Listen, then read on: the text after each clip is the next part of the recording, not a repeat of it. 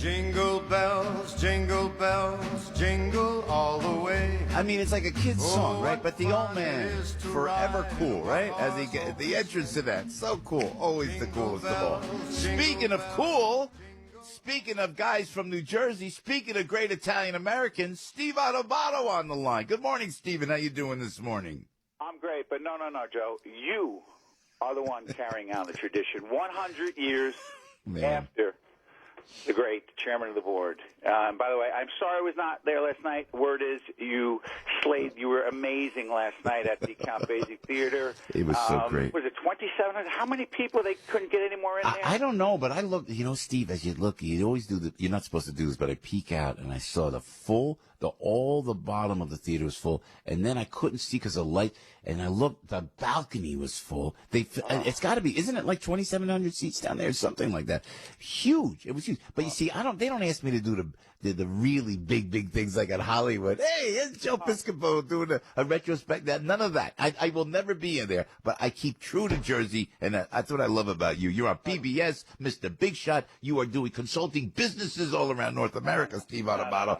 No, you are with your books and everything else. But it's great that we stay. Let's stop plugging, please. Seriously. But it's nice that we stay home. We stay home. No, you had 2,700 people. I gave a speech on my new book, Lessons in Leadership. 27 people came. 27. I don't believe that. No. But seriously.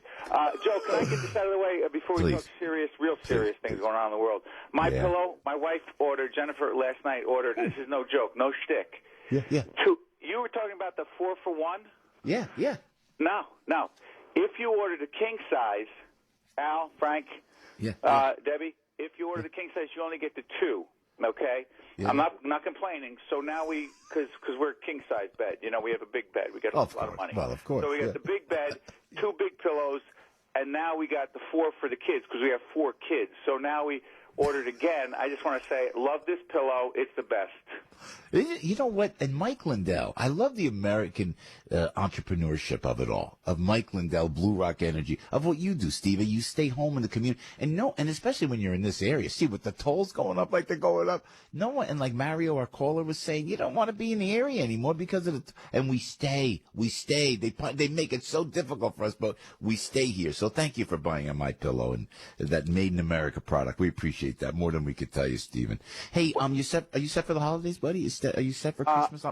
Put it this way. I'm trying to get into, watch this segue. We always try to do this, Joe.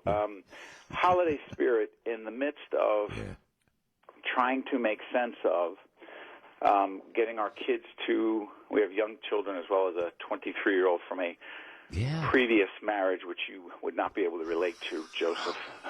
Previous marriage. I know. I thought you were referring to somebody I was dating at 23 years old. No. Oh, hey, wait a minute now. No, my wife does not allow any dating. But in all seriousness, imagine all of us talking to our kids about trying to feel safe, not just around the holidays, but just all year round. And I understand the temptation. I heard what you were saying before. I listen every morning like everyone else around here. Listen what you're saying about the president. I, too, was looking for something more.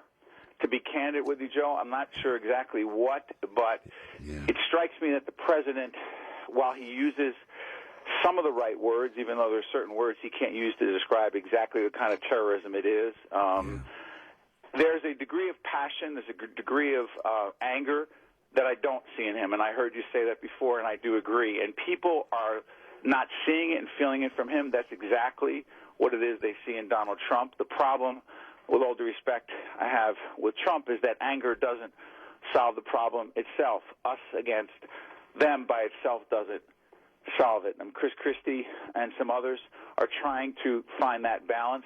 Marco Rubio, Ted Cruz, they're trying to find that balance. It's not easy. Hillary Clinton trying to be strong but so tied to the president right now that she can't figure out how to be independent. Bernie Sanders, in all due respect, not sure what country he's fighting for. The bottom line is this.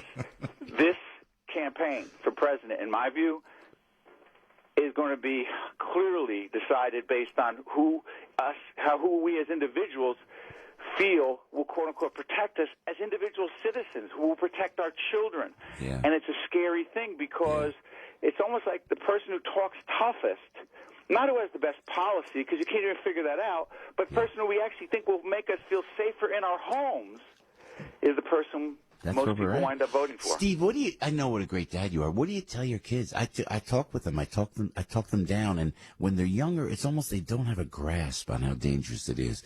But I talk to my high school. I talked to Allie at 16. Did you talk about this in school? What happened in San Bernardino? And you have to walk them through it. You know what? It makes me very angry that I even have to have that discussion with my children. You know, and I know you feel the same way. Oh, your Lydia is older than ours. Ours is only 5. She picked up certain information, and it just, we told her it was, believe it or not, we told her that it wasn't real. For our 11 and 13-year-old boys, I talk to them constantly about, I know it sounds somewhat simplistic. We talked about the need to be in constant communication. You know, we talked to them about emergencies. We talked to them about their cell phones. We talked to them about having their cell phones charged. And I know it sounds like, you know, not a whole lot, but the fact is we talked about the fact that we need to constantly be able to get them no matter where they are. They were going to the movies over the weekend, Joe, and I have to tell you, a simple thing like going into our town and to see a movie, the whole 2.5 hours I had my heart in my stomach. And I didn't want to tell them that. Could you imagine? You don't even want to talk to them about that, going to the movies. I don't know how to talk to them. You know, I actually Steve, don't. I hear it in your voice, man, and I know how dedicated you are as a father, like I said, as a parents everywhere. We're all in it together. Yeah, and you know what makes me think of the Second World War here on Pearl Harbor Day? It makes me think of the Second World War, and in London, especially today, they would have the you know, those the V2 rockets going around, and they would be bombing. Turn off your lights. Remember, they would they have blackouts, so the planes couldn't see where the lights were, so they could bomb you. I mean, we're not that far removed now, but now it's in a way it's more vicious because they're going into places of everyday life, Steve Adubato, where we, like you said, the movie theaters, and so-called soft. Sorry for interrupting, Joe. Soft. Yeah. Targets. I mean, if a kid hears that, I mean, forget about if adults. And again, I don't want to be doing this. We're talking about Christmas spirit, and that's the dichotomy. That's the contradiction. We're talking about trying to. You have Sinatra with his great, you know, Christmas song, only that he could do. But then you're saying, how do you get into that spirit? While you're talking about the fear of having your kids going to see a movie, the fear about getting together for a Christmas tree lighting, the fear of the fact that a lot of people want to go into the city or want to go see Joe Piscopo perform. But the fact is, we have to go on with our lives. If we don't do those things, and Trump is right about this, there is us and them, civilized people and people who are not civilized, people who want to take our lives away, our way of life away from us, the Western civilization. If we don't move forward, then these horrible human beings, not even human beings, these animals, they will win. So, but we have to protect ourselves, and I don't think we need to be all running around with guns, but I also don't think the people who say just gun control by itself is the answer, because it's not by itself. Steve Adubato, you got to Google Steve Adubato. He is host of One-on-One with Steve Adubato in Caucus, New Jersey on PBS, and a dear friend of this radio show, and we're privileged and proud to have Steve on the air with us. Steve, we love you, man. Merry Christmas, my friend. God bless you. Merry Christmas to you and the team. Thanks, Joe.